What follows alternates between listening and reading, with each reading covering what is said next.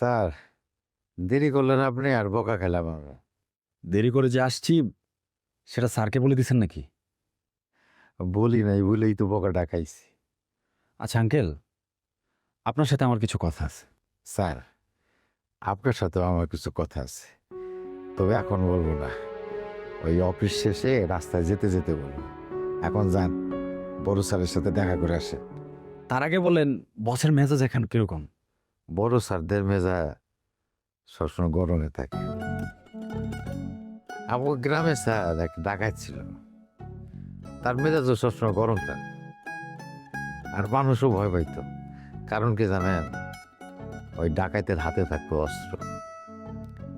তো আমাকে স্যারে দেখলে সেই ডাকাইতের কথা মনে করে দেয়। ডাকাইতের হাতে থাকে অস্ত্র, আর আমাকে স্যারের কাছে ক্ষমতা। ওই একই কথা। যাই, ওই স্যারের ওখানে যাওয়ার সময় ফাইলটা নিয়ে যায়।